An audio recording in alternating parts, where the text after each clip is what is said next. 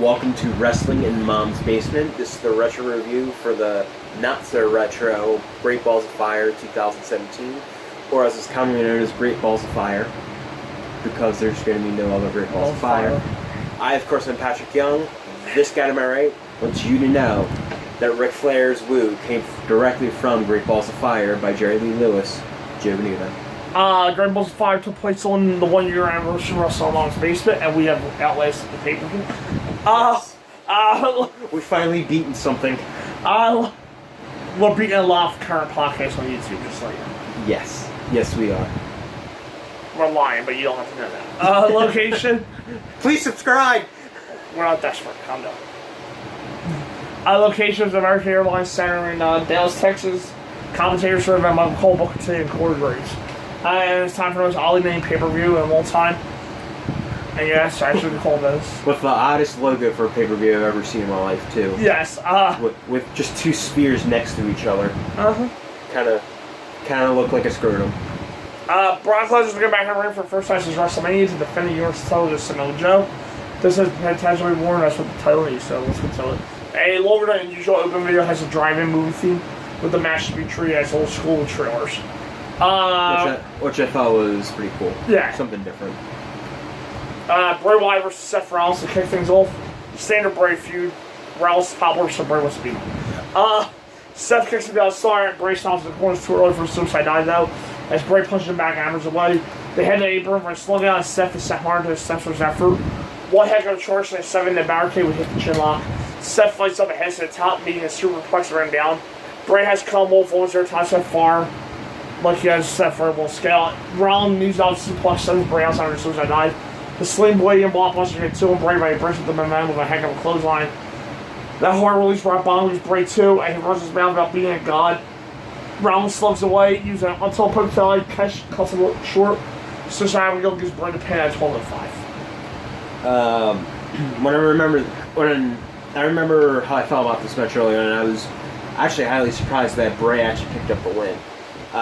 It probably has been Bray's last single win, maybe. Stop it. Well, at least his last singles went on pay-per-view. Stop it. I think I'm right on that one. He won the tag team championship. But yeah, for some reason, it's also not the Seth Rollins that we would get like a month later, too. He didn't necessarily seem the most motivated here, or he didn't seem necessarily the most energized that you could possibly see Seth Rollins. So this match ended up being just okay for me. It's really nothing to write home about, and it'll probably won't stick with you much after it happened. Well, it was short, but at least Bray won. Even that's not going to be anything in his future. He's done this kind of thing before and never goes out when Bruce will lose the next time he does that. Anything that's really resembling a big match. And WWE's made clear that they're not going to do anything with him long term, so I guess I know if anyone wants to get behind. I ended up giving it a C. B minus. The hardest matches being interviewed. They've been watching superhero shows, superhero face, Sheamus and Cesaro. Jeff tells about being the first tag team tables match and tag team ladder match, not the first ever tag team ladder match. And not only do they break barriers, but they also break bars. We recap Enzo and Amore versus Big Cass. They were a power team, but Big Cass got tired of Bill and Enzo out of trouble. For runs out, Cass had enough of it and turned on him, sent Enzo into a more emotional place than before.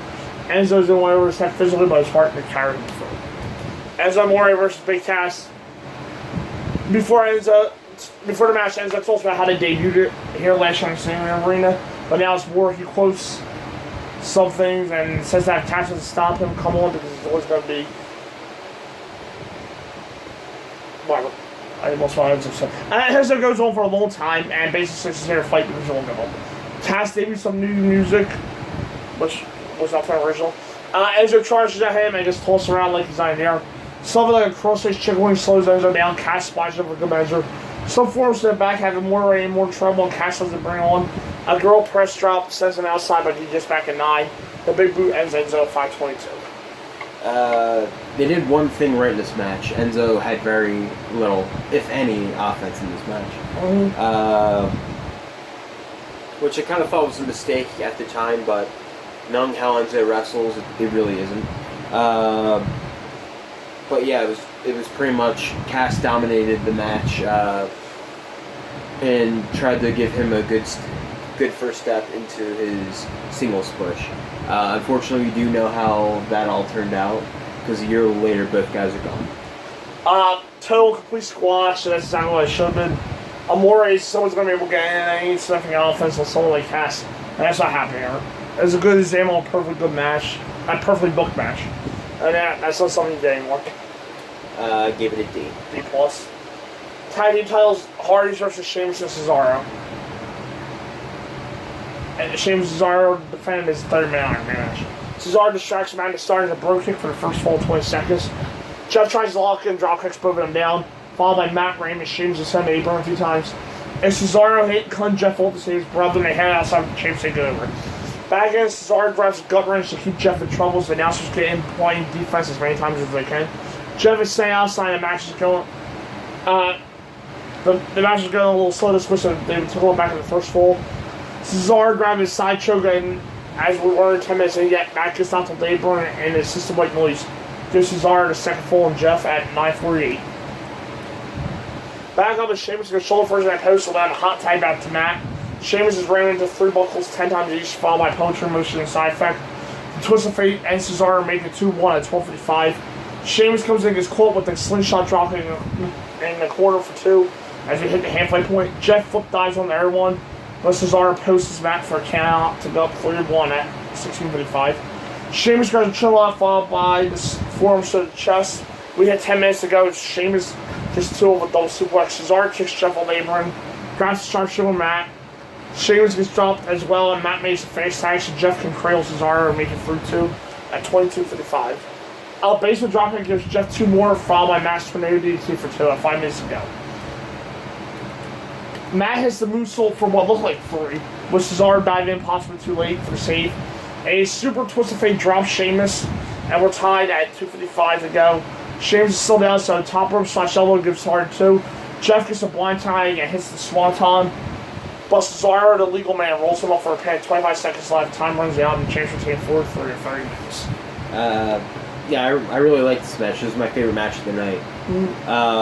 I just like how they structured the match with the Bar dominating at the very beginning. Like, they got the quick first fall, and then they got another one a good bit into the match, making it almost look like impossible for the Hardys to win. And then the Hardys start coming back with very short time left and tie it up. And when they get close to even going ahead, the Bar just sneak in and take the last fall away from them seconds before the match ended. I thought it was great storytelling throughout, and I thought the match was structured very well. Yeah, it was a great Iron Man match. My favorite match of the night as well. The match I feel like was 30 minutes. It did fly. Yeah. I think the second half of the match. And the last 2 minutes were very good storytelling. And this was the end of their feud, I believe. Yeah. I ended up giving the match an A. A-. Xavier Woods was at the Rocket League World Championships. We recapped the women's title match. Alexa Bliss is tired of being judged, and if she has to be on Sasha Banks, prove herself, so be it. Women's title, Alexa Bliss versus Sasha Banks. Banks is challenging Sasha does an outside start. Bliss takes a breather while feeling her own Joel. Back then, Bliss does her dislocate arm thing, which the announcers always shot by because they never watched her matches before. Bliss teases walking out and rings Banks and the apron take over. The double knees and moonsault knees to the back to the champ too, is also a modified surfboard. One head to a backbreaker gives Bliss 2 more, but Sasha because there's a force to her face. Bliss catches her with a slice-up bomb out of the core for 2 with a nasty landing.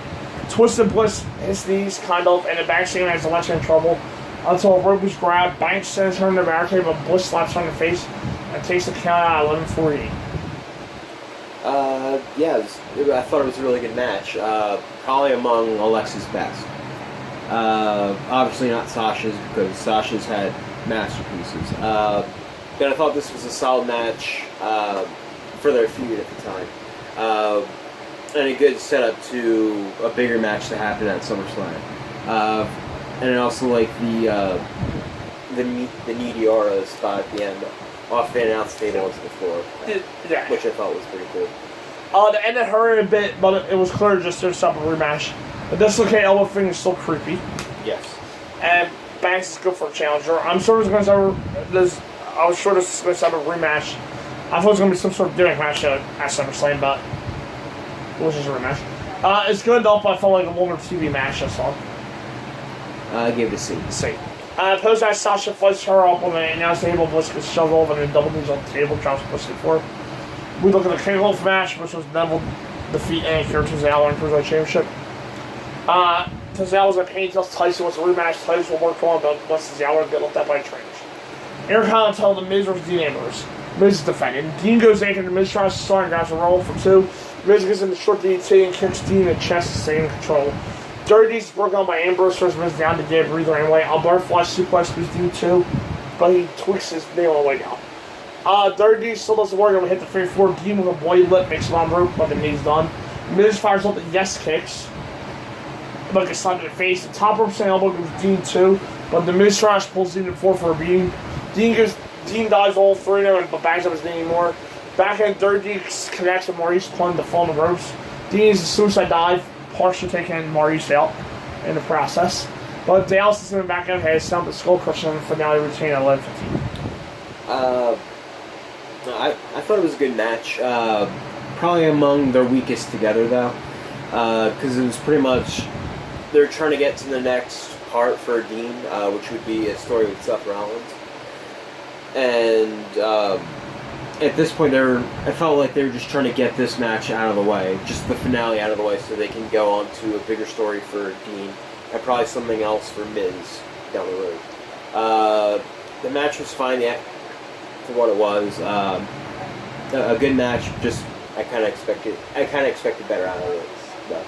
Yeah, they had a long way to go to the border store. I remember a few being bored on Raw for some reason. Yeah.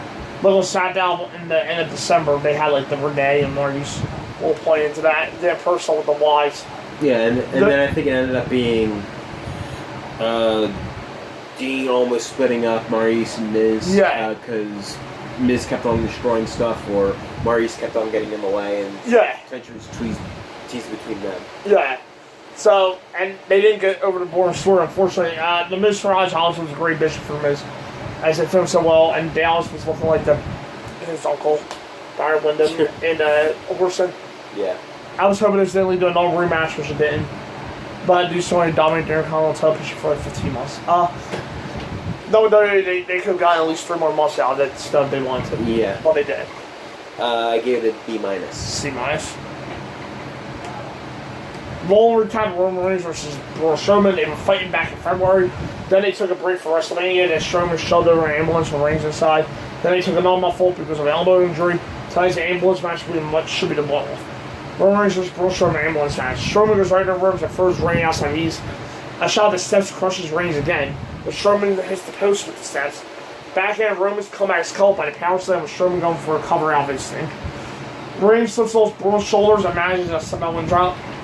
Strowman goes shoulder first into the post. And Roman wraps around the post. Some cheer shots hit the elbow and worse as Strowman just gets up and strums him off. Strowman tells Reigns to hit him and then knocks him off the stage into the side of the ambulance. Reigns sets him head first in the ambulance for a breather followed by a Superman punch upon the ambulance side. Strowman hits him with a backboard and throws Reigns back on the stage. A hard shot knocks Strowman for the LED screen, but Reigns can't follow up. Instead, Braun pops up and throws him off the stage again. And Roman misses his spear now.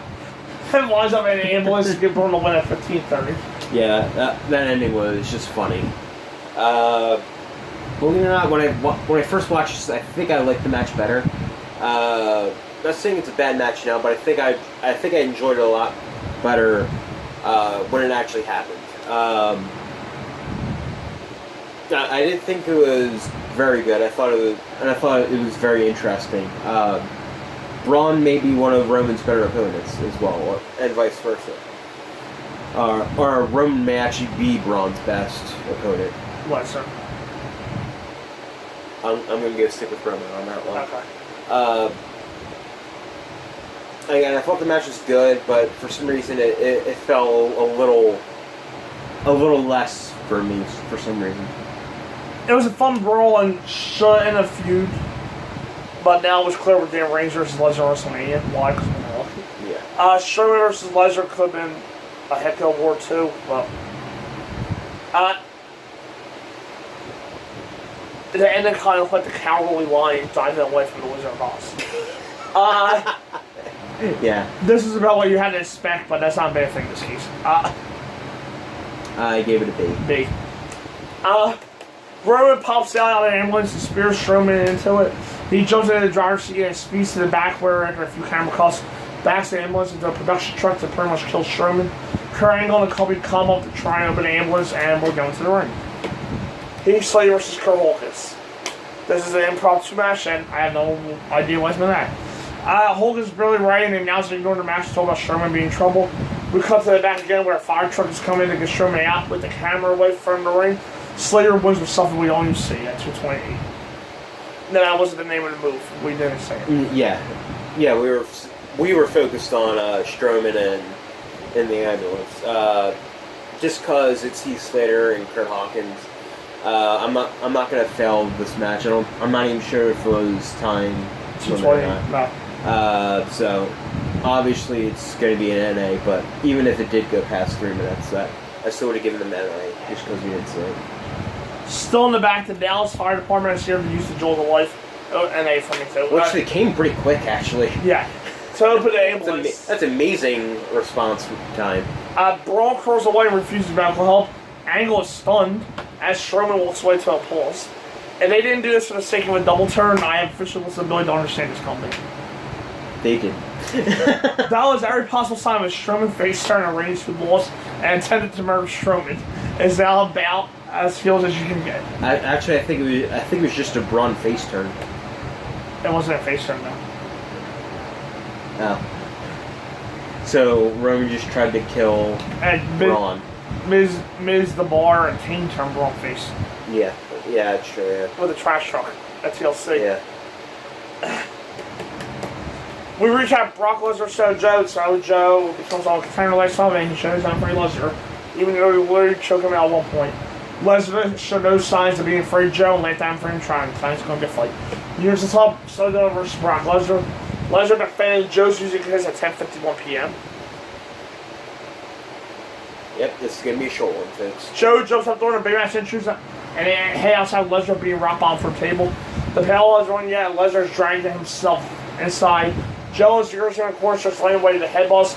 Lesnar can't overpower him, and Joe hammers away in the corner. He can't get the full King Clutch in now, and Lesnar sends him into the buckle for the break. There's the first suplex, followed by second and third, but Joe catches one for the break. Another rock bomb is Joe too, but he still can't get the clutch. A weak version of the clutch goes on until Lesnar escapes with a side star. Lesnar charges it down and slip between Joe's legs and turtle and George was again, but he hit the 6. But Joe still saw that 5 plus on the clutch. Lesnar drives the ropes, but the referee casually lets it stay on. Brock is turned purple by powers up into that fire routine at 6:29. For being a short match, for being the short main event match, it's definitely what it should have been. Quick paced, and just hard hitting. And it was. Before the bell even rung, Joe attacked unmercilessly on Lesnar. And after that, it was pretty much Joe dominating good part. Lesnar also got his quota in for suplexes. And we got a very impactful surprise win for Lesnar as well. I also give Lesnar credit too. Maybe I should give more credit to Joe here, but when Joe had him in the Kikina clutch, for some reason Lesnar started turning purple. Yes. Like visibly, he started turning purple. Yeah. Whether that be Joe forcing it. Oh, wow. Yeah. But Lesnar sure wasn't fighting it, so I got to give Lesnar at least some credit there. Yeah. Short, yes, but this is the kind of match I've been wanting from Lesnar for a long time now. Yeah. Maybe not as short, obviously, but his kind of performance here with Joe or AJ in a few months. That's our series. Joe got some serious offense and beat Lesnar for a good chunk of that match, too. This is far from what we had to suffer with Lesnar distracting people.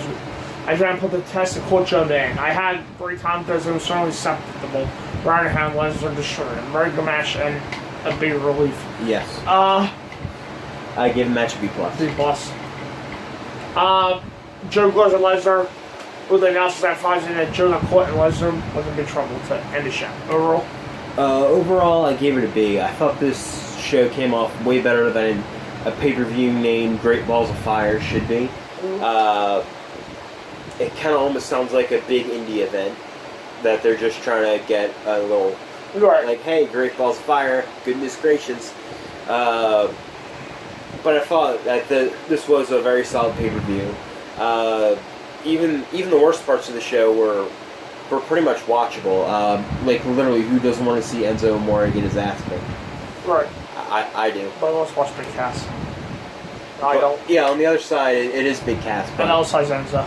But it was kept pretty short and one-sided and both very well.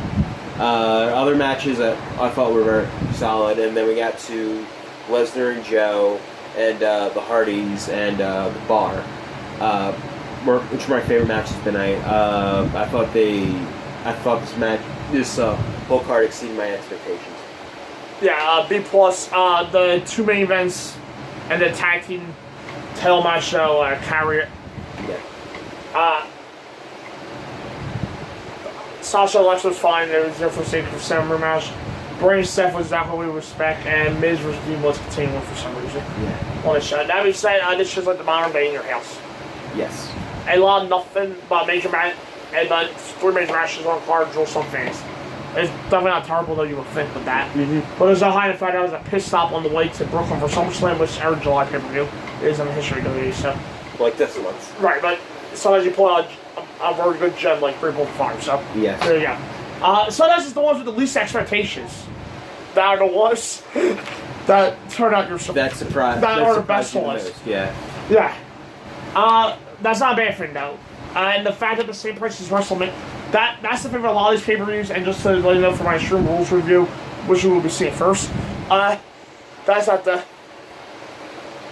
bad thing. And the fact that these pay-per-views are all the same price as WrestleMania is why I grade you more on curvature now, unless the pay-per-views really suck. Yeah. So everything's all you're not spending as much money. Yeah, so everything's graded differently now, unless the pay-per-views just fly out. Yes. Horrible. Check out the 3 big matches now. That's all we really need to say on that money, still know. Up next are Q&A number 2. Yes. Dose.